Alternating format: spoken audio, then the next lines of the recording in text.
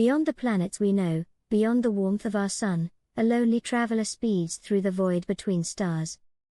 This is the story of Voyager 1, humanity's most distant explorer, our messenger to the cosmos, and perhaps the first human-made object to detect something truly alien. Welcome to Cosmic Journeys. I'm your name, and today we're exploring the extraordinary voyage of NASA's Voyager 1, a mission that continues to make history nearly 5 decades after its launch. On September 5, 1977, from the Kennedy Space Center in Florida, a Titan Centaur rocket thundered skyward, carrying aboard it a spacecraft that would change our understanding of the solar system forever. Voyager 1 wasn't traveling alone. Its twin, Voyager 2, had already departed 2 weeks earlier on a different trajectory. Together, they embodied one of humanity's most ambitious expeditions into the unknown. The timing was nothing short of cosmic perfection. NASA scientists had identified a rare alignment of the outer planets that occurs only once every 176 years. This grand tour configuration would allow a spacecraft to visit Jupiter, Saturn, Uranus, and Neptune using minimal fuel through a technique called gravity assist. It was an opportunity too valuable to miss. Think of gravity assist as cosmic hitchhiking. As Voyager approaches a massive planet, the planet's gravity pulls the spacecraft forward, accelerating it like a slingshot. The planet loses an imperceptible amount of momentum, while Voyager gains tremendous speed. This ingenious technique enabled Voyager 1 to achieve velocities that would have been impossible with rocket propulsion alone. Each Voyager spacecraft weighed approximately 720 kilograms, about the size of a small car. Yet within this relatively compact frame, engineers packed a remarkable array of scientific instruments: cameras capable of capturing detailed images in visible light, infrared and ultraviolet spectrometers to analyze planetary atmospheres, magnetometers to measure magnetic fields, plasma detectors to study solar wind, cosmic ray detectors to measure high-energy particles, planetary radio astronomy instruments to capture radio emissions. But perhaps most intriguing was what the scientists included as an afterthought, something that would eventually become one of the mission's most famous elements: the Golden Record, a 12-inch gold-plated copper disc containing sounds and images of Earth.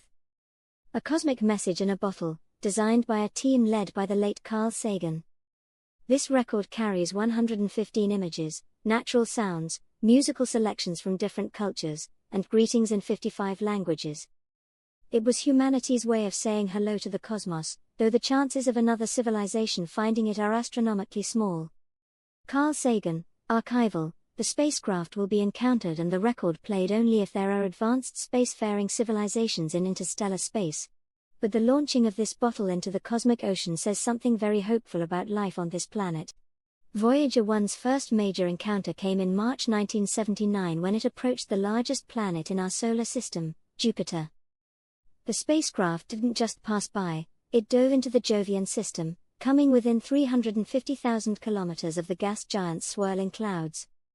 The images and data it sent back transformed our understanding of Jupiter. What had once been blurry telescopic views became vivid portraits of storms larger than Earth. The Great Red Spot, a massive hurricane that could swallow 3 Earths, was revealed in unprecedented detail, showing complex turbulence and structure. But the most stunning discovery came from Jupiter's moons. When Voyager 1 turned its cameras toward Io, scientists back on Earth couldn't believe what they were seeing. Io wasn't the dead, cratered world they expected. Instead, they witnessed something extraordinary: active volcanic eruptions on another world, the first ever observed beyond Earth.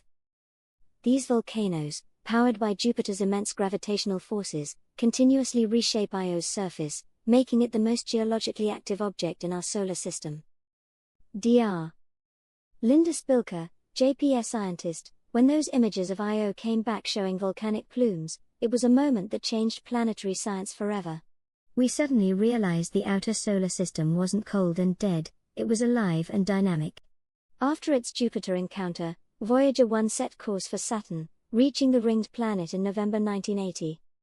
Once again, the spacecraft revolutionized our understanding of this cosmic jewel. Saturn's rings, which look solid and uniform from Earth, were revealed to be composed of thousands of individual ringlets, intricate structures held in place by the gravitational interplay between Saturn and its many moons. Voyager discovered new rings and even observed mysterious spokes moving across the ring system, features that still aren't fully understood today. But Saturn's largest moon, Titan, was a particular target of interest. Larger than the planet Mercury, Titan is the only moon in our solar system with a thick atmosphere. Voyager 1 couldn't see through Titan's hazy orange clouds, but its instruments revealed an atmosphere rich in nitrogen and hydrocarbons.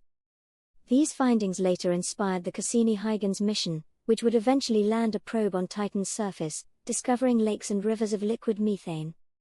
After Saturn, NASA faced a critical decision. Voyager 1 could be directed to Pluto, then still classified as the 9th planet, or it could be sent on a trajectory that would take it above the plane of the solar system and eventually into interstellar space. Scientists chose the latter, sacrificing additional planetary encounters for the opportunity to explore the boundary where our solar system ends and interstellar space begins. Before leaving the planetary region of our solar system, Voyager 1 performed one final act that would become one of the most profound images in space exploration history.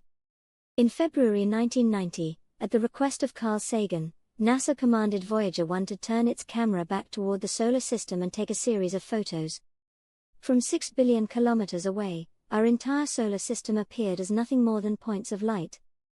Earth itself was barely visible, a tiny pale blue dot suspended in a sunbeam.